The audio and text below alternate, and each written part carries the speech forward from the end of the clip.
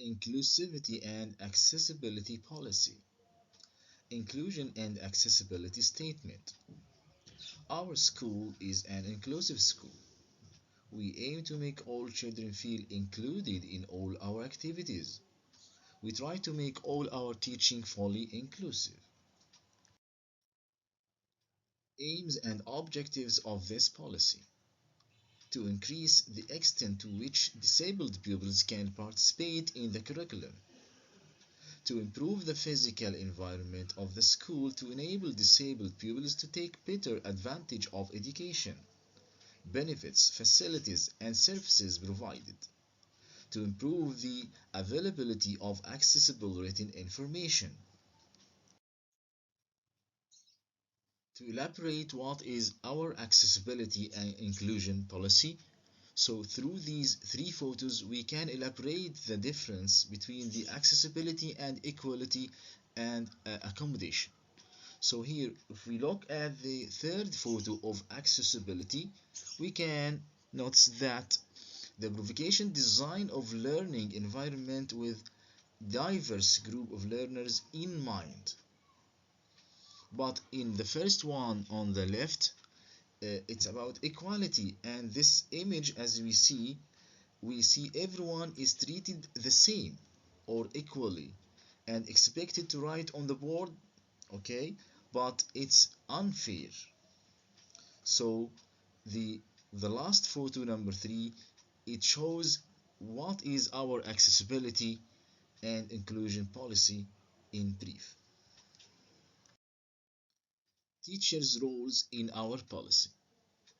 The responsibilities of a teacher in the implementation of an inclusive education policy are diverse. Teachers must ensure that they remain vigilant towards any discrimination or bullying that might prevail in the classroom towards students. Strict action must be taken against such behaviors. Teachers must utilize various learning materials in the class to ensure learning for all students. Teachers must encourage the participation of students that might require added support to ensure the confident development of each child. To ensure inclusive practices through differentiation. Parents' roles in our policy. To be responsible for disclosing all relevant information about their child during enrollment and at any point during the child's time at the school to ensure the most appropriate placement. To be responsible for attending any relevant inclusion team meetings. Students' roles in our policy. Students with disabilities are included in teaching and learning materials. So, all students who have inclusive assessment arrangements are responsible for advocating and coordinating with their teachers for their inclusive assessment arrangements to be implemented. They are also responsible for attending appointments made with the inclusion team.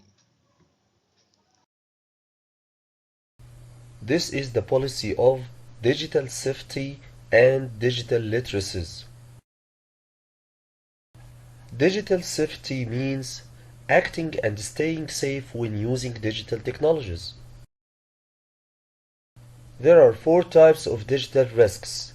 The content risks happens when the child is exposed to harmful materials. The contact risks happen when the child participates in adult-initiated online activity. The conduct risks happen when the child is a victim in a peer-to-peer exchange. The commercial risks happen when the child is exposed to inappropriate commercial advertisements. Teachers have to share helpful advice and resources to support parents. They have to teach students how to keep themselves safe. They have to ensure that there is a reduced risk of students accessing inappropriate digital contents. All the information related to our pupils, parents, and staff is personal and shouldn't be shared. Parents should dedicate the time to educate themselves about digital safety. They should friend their children on social media. They should use parental controls or other means of blocking, filtering, or monitoring their children's online activity. Students should have a good understanding of research skills. They should understand the importance of reporting abuse, misuse, and report that. They have to understand school policies on the use of mobile phones, digital cameras, and handheld devices. Digital literacies is the ability to understand information and to evaluate and integrate information in multiple formats. We mean those capabilities which fit an individual for living and learning in a digital society. These are the 8 elements of digital literacies. The cultural, it's the ability to use digital tools in different contexts. The cognitive, it's the use of digital tools to enhance learning. The constructive, it's the reusing digitally literate users create new data and share it. The communicative, an awareness of different communication devices. The confidence, the ability to use digital tools to practice self-learn. The creative, it's the ability to create new data in digital environments. The critical, it's the ability to understand and challenge various perspectives. The civic, it's the ability to work with others and participate in the digital society. How digital literacies enhance learning? They are the foundation for other capabilities. They are critical to students' learning chances and life chances. They are essential to perform tasks effectively in a digital environment. They influence the ways in which school subjects can be taught and learned.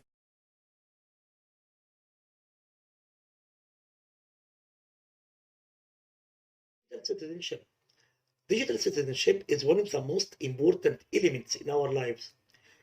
A digital citizen is a person using information technology in order to engage in society, politics, and government. All students need digital citizenship skills to participate fully in the community. Digitized learning involves the top students concerned, prepare them with the critical 21st century skills, supports teachers with the training and continual professional development.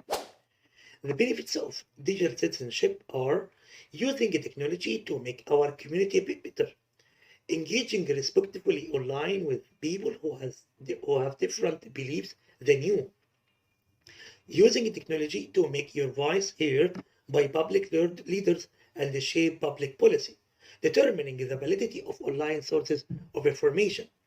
Students' responsibility. Digital citizenship goes beyond the conversation about personal responsibility.